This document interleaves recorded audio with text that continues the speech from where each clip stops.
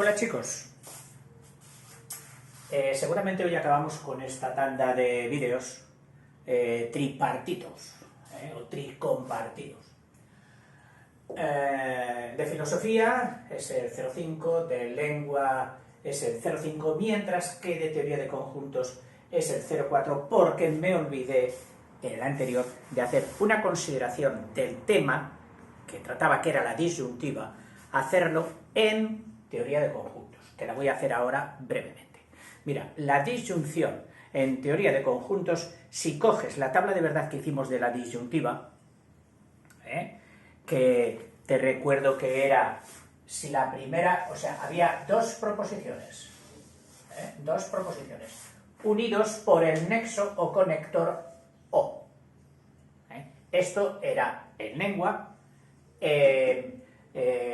filosofía, la conjunción O iba sustituida por este símbolo. No.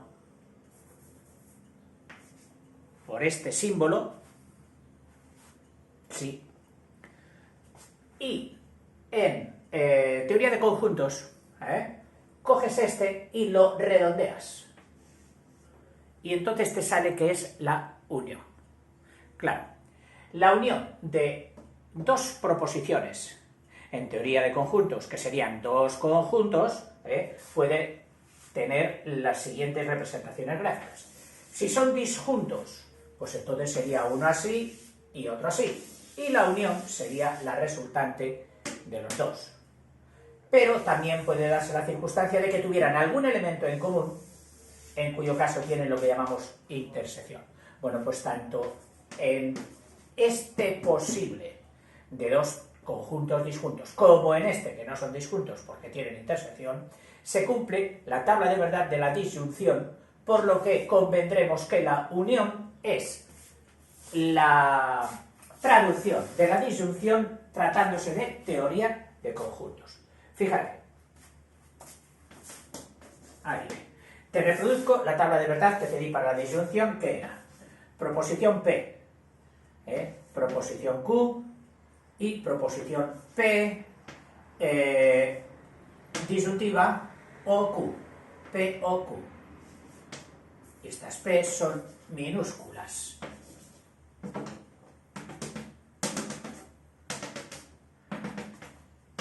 En el caso de que estuviéramos con la lupa, con el prisma de teoría de conjuntos, esta P sería nuestro conjunto A, esta P sería nuestro conjunto B y este sería nuestro conjunto unión A, unión B.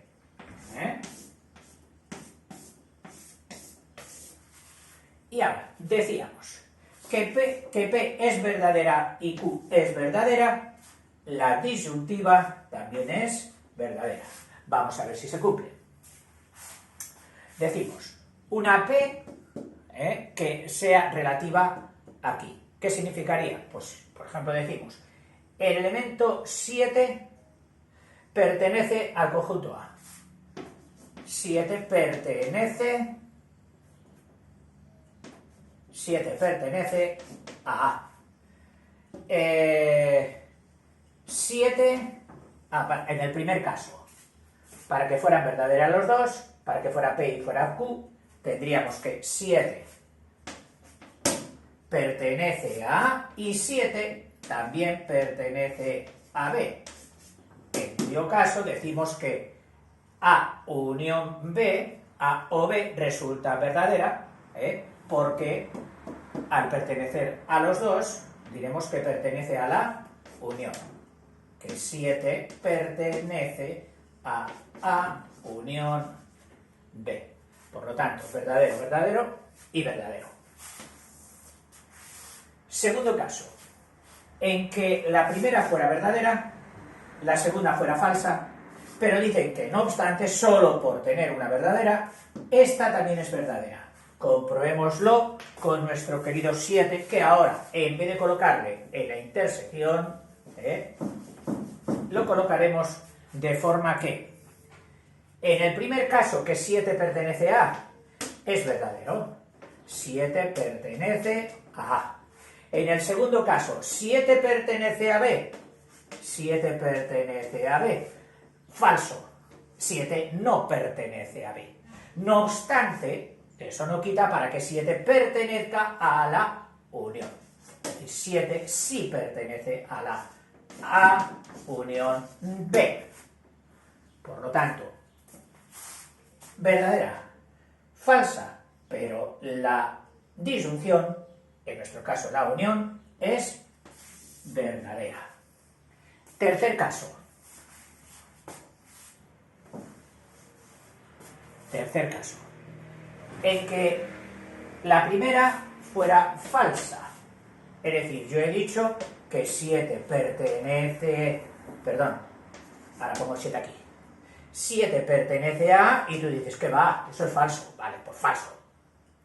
Tachado, falso. Sin embargo, que 7 pertenece a B es verdadero. Eso quiere decir que la disyuntiva, es decir, la unión, estaríamos diciendo 7 no pertenece a o pertenece a B. Este sería nuestro razonamiento. 7 pertenece a o pertenece a B. Tú dices, sí que se cumple. Es cierto, no pertenece a A, pero pertenece a B. Luego, el resultado de la proposición compuesta en la disyuntiva es verdadera, o sea, falso, verdadero, y esto es verdadero. Y por último, o sea que diríamos que de aquí se deduce que 7 sí que pertenece a A unión B. Último caso. Último caso. Habíamos dicho que fuera falsa la primera proposición, falsa la segunda, y que entonces la compuesta de la disyuntiva sería también falsa. Vamos a ver si se cumple esto aquí con nuestra unión y diremos, el 7 no pertenece a A, ¿vale? El 7 no pertenece a, bueno, pondríamos 7 pertenece a A y resulta que el 7 no está ni aquí ni aquí, está aquí. Está fuera de los dos. Aquí está el 7. Este es su sitio. Entonces tú dices, oiga, usted ha dicho que 7 pertenece a A, eso es falso. Falso. Ahora viene y te dice que el 7 pertenece a B. Y tú le dices, tampoco, eso es falso. O sea, falsa la primera, falsa la segunda. Entonces, de aquí se va a deducir que 7 pertenezca a la unión B, y tú dices, falso, falso. O sea, falso, falso y falso. Falso, falso y falso. Bueno, no damos más, porque pienso que ya se entiende, creo yo, quiero decir que sí, o quiero entender que sí. Pasamos a la de hoy. La de hoy, que es la implicación lógica, llamada así en filosofía, implicación matemática, también se llama implicación, sin embargo, en lenguaje, es la condicional, si haces esto entonces te dan, o sea que es una condicional, una relación condicional, así la llama la gramática, y la teoría de conjuntos también la llama implicación. Pero así como estas dos la llaman implicación, su representación en filosofía sería A implica B, o si A, entonces B. Si A, entonces B. Estas son las dos partículas que le ponen si A, entonces, que también podría ser por lo tanto, entonces o por lo tanto, B. Esa sería la implicación utilizada en filosofía. En teoría de conjuntos, bueno, pues en vez de utilizar esta flecha simple, dicen si A entonces B. Esa sería la grafía o la notación para la teoría de conjuntos. Y en gramática, pues en gramática sabemos que no se trata de unas coordenadas, no, que tuvieran aquí el sí, no, se tratan de una subordinada, es decir, donde ya hay una principal con su verbo y su sujeto, y del verbo nace una proposición subordinada adverbial condicional, cuyo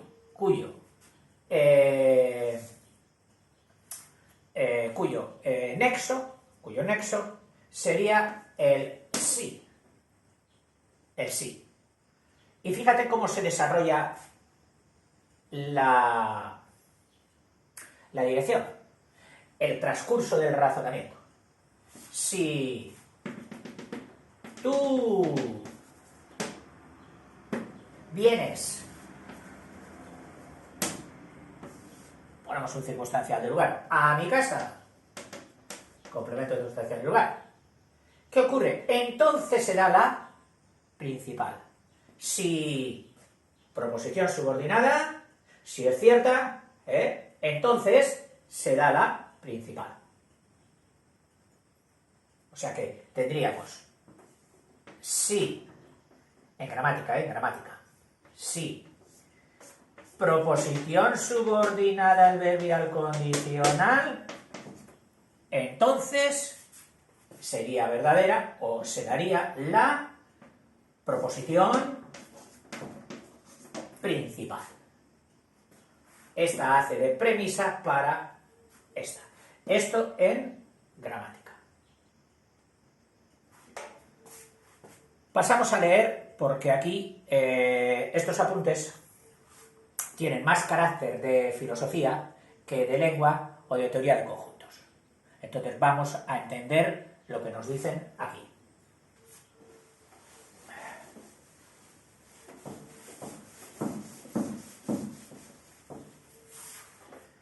Leemos, que es la mejor forma de no olvidarnos nada, y dice, el condicional, o sea, lo llama el condicional, no lo llama la implicación, lo llama el condicional, aproximándose mucho más al contexto gramatical. Otra clase de enunciados compuestos, enunciado compuesto, ¿de qué? De dos enunciados simples. Este sería el enunciado compuesto, del que estamos hablando, que se emplean con frecuencia en lenguaje ordinario, tiene naturaleza condicional. Por ejemplo, si el domingo hace bueno, entonces iremos al campo. Si el domingo hace bueno, conector, aunque es un conector, digamos, tipo pinza. Este conector, esta unión, para estas dos proposiciones simples, es tipo pinza porque tiene una parte, es decir, una cosa sería un gancho y otra cosa sería un tipo pinza, donde colocas aquí parte de el conector y en el otro brazo, el otro conector, y en medio atrapas a la primera para unirla con la segunda. Tipo gancho, donde solo se vería un conector, ejemplo de la O disyuntiva o de la I conjuntiva, y en este caso, en el de la condicional, sería tipo pinza. Sí, entonces. Dice, si el domingo hace bueno, entonces iremos al campo. Si el domingo hace bueno, iremos al campo. Estos enunciados compuestos expresan una condición que sería esta. Su formulación tiene la siguiente forma. Si, entonces. Si P, entonces Q. donde los puntos suspensivos, aquí dice, reemplazarían a las proposiciones simples.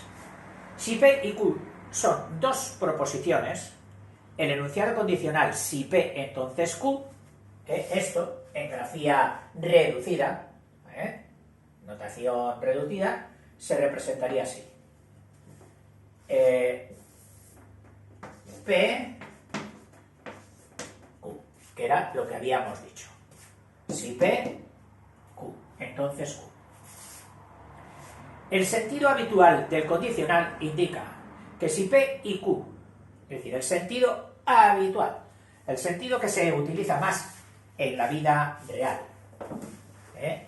en las conversaciones coloquiales, el sentido indica que si P y Q son verdaderas, si P y Q son verdaderas, entonces P implica Q, que sería la compuesta, también sería verdadera. Y que si P es verdadera, si P es verdadera y Q es falsa, si P es verdadera y Q es falsa, es decir, que la has engañado, el domingo iremos al campo, por ejemplo, el domingo hace bueno, que el domingo hace bueno, es verdadera. Y también vamos al campo. Sería verdadera, pero la promesa realizada por el condicional ha resultado cierta, que sería este caso. Por otra parte, si el domingo hace bueno, es verdadera, y no vamos al campo, es decir, que eso de vamos al campo ha resultado falso. ¡Oh, me mentiste, no hemos ido! Ha resultado falso. Entonces, todo ello es falso. Es decir, esta no implicaba que esta fuera a ser verdadera, porque ha resultado falsa. Entonces, esta relación, esta proposición, donde la primera era verdadera y la segunda falsa, toda ella es falsa. Pero, ¿qué hacer cuando P es falsa? ¿Qué hacer cuando P ha resultado falsa, con independencia del valor de verdad de Q? Que puede ser esto falso o verdadero, pero que esto ya empieza siendo falso. Se acepta que el condicional P implica Q es verdadero cuando P es falsa. Es decir, si esto es falso y esto es verdadero, aceptamos que esto sería una forma coherente de hablar, es decir, que sería verdadero. Ha resultado que el conjunto, la unión de las dos, la implicación es verdadera. Así, si el domingo hace bueno, resulta que no es verdadera, ha salido un día asqueroso. Entonces, ¿vamos al campo o no vamos al campo?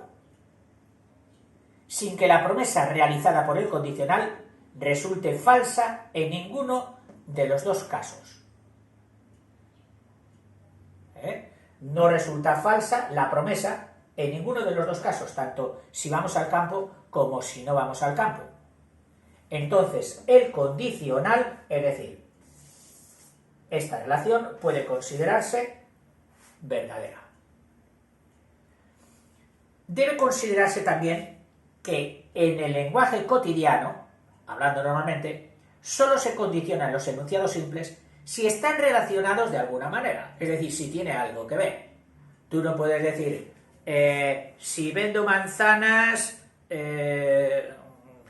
las acciones, o qué sé yo, si vendo manzanas y luego otra cosa que no tenga nada que ver. mi burro está cojo. Oiga, no, tienen que tener algo que ver. Esto es la vida real. Que en las formalidades de la lógica o en la teoría de conjuntos, ahora, en gramática sí, en gramática exigimos coherencia. Y debe considerarse también que en el lenguaje cotidiano solo se condicionan los enunciados simples si están relacionados de alguna manera. En el estudio de la lógica, es decir, para la lógica, y lo mismo diríamos en la teoría de conjuntos, no se exige que las proposiciones guarden entre sí algún tipo de relación. Esta libertad produce algunos resultados chocantes. Algunos resultados chocantes. Porque aquí tendríamos que ahora verdadera, falsa. Y si esta fuera falsa y esta fuera falsa, esta también sería verdadera. Porque estás diciendo que algo imposible o algo falso implica algo falso y tú dices, oh, tiene su lógica, eso es cierto, lo que estás diciendo es cierto, que eso falso implica que esto sea falso, que esto falso implica que esto sea falso, es lógico, estás diciendo algo verdadero, no puedo decir que mientas, sería verdadero. Pero esto en lenguaje coloquial, es decir, esta sería su tabla. Pero, ¿qué ocurre cuando cogemos relaciones del tipo de matemáticas, teoría de conjunto de matemáticas? Fíjate lo que sucedería. Ejemplo.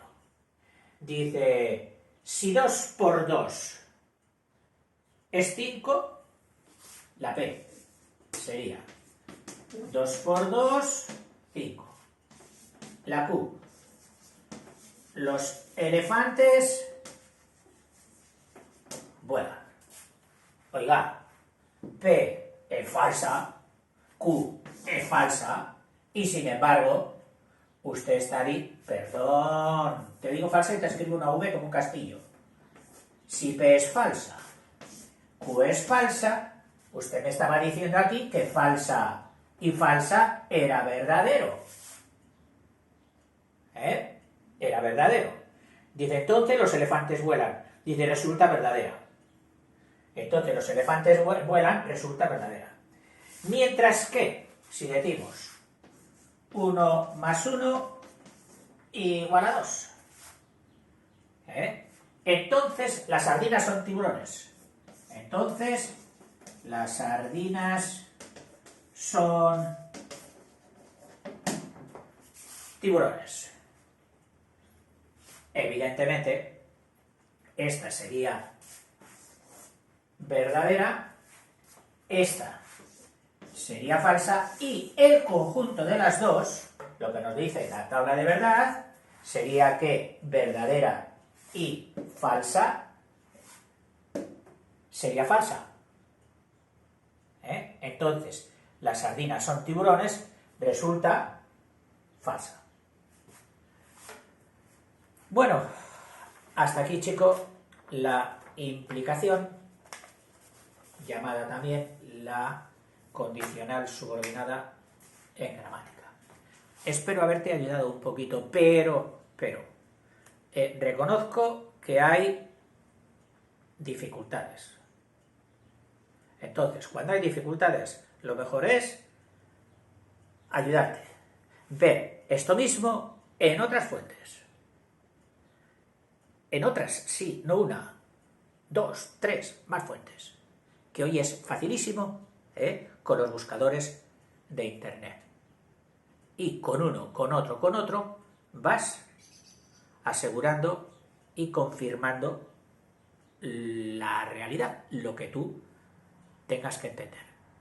Hasta luego, chicos.